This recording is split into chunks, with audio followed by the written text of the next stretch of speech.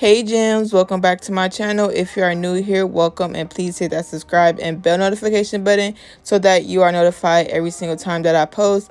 In today's video, I'm going to be making a whipped coffee sugar scrub, and if you haven't seen my shea butter video, I'm just using some leftover shea butter from that batch, and I always leave my leftover shea butter that's unscented in one of the containers that I used to get from one of my old shea butter vendors. So I added about 2 to 3 ounces more of shea and mango butter into this batch, and then after this step I'm going to add it to my double boiler method just to make it a little bit more loose, because when it sits it begins to go through another stage of hardening. And I have a KitchenAid now, so whether my shea butter has been in the refrigerator or if it's just in its purest form, my KitchenAid on the highest speed will soften it up really well.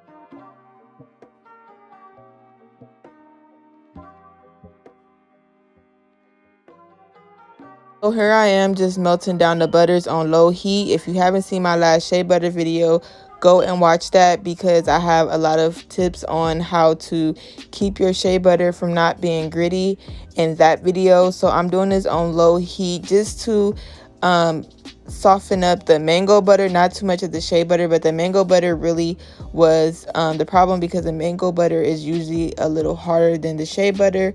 So that's what I'm doing here, and this is the consistency that I wanted at. It could have got taken off a little bit sooner, but yeah, I'm just going to blend it up right here, and I'm going to be switching the speeds. I left this part on regular speed so that you guys could see the process that I use when I'm making this coffee scrub, because as you guys can see, I do have a few lumps inside of my batch, but that's okay because the KitchenAid is going to even everything out so smoothly and creamy. So I'm just going to let you guys watch the whipping process and then come back when I need to talk to you guys again.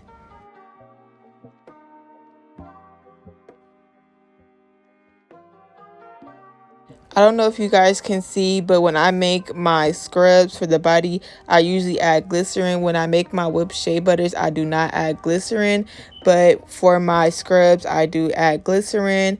So I'll be adding glycerin and my oils of choice to this mixture. You can add any oils you would like to your own mixture. In scrubs, I usually like to use glycerin and castor oil. I'm not going to give you guys all my ingredients, but those are two of the ingredients that I used in my batch, because castor oil and glycerin, it helps with the lather and the creaminess of your scrubs. So that's just a tip there. So you can add those two to your scrubs, any scrub that you would like, and any of your oils of choice. I always recommend that you guys do your own research, because watching YouTube tutorials like we all do, everyone is not going to give you their exact measurements, especially if they sell it. So yeah, always do your own research. And here I am whipping it up for another time after mixing everything together, because you do want to go back and forth with scraping the bowl.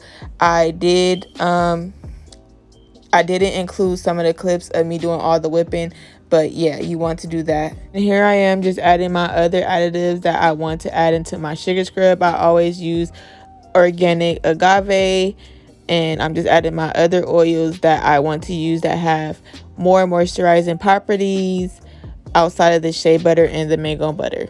And I added a preservative in this sugar scrub in particular. You could always search up soap calculators and other calculators online in order to get the right amount that you should be using for your preservative in particular. Each preservative have a different usage rate. It's between 0.1 through 0.5 percentage, as well as some preservatives can't be used in certain products. So yeah, you just have to do your research on that. You can also add clays, arrowroot powder, cornstarch, and I think emulsifying wax to thicken up your product if that's what you want to do.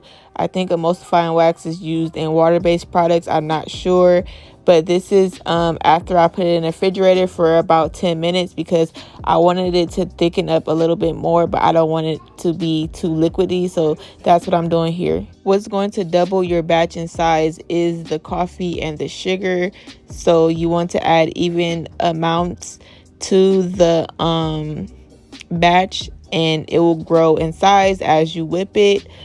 And then you want to fold the sides and re-whip it until everything is incorporated.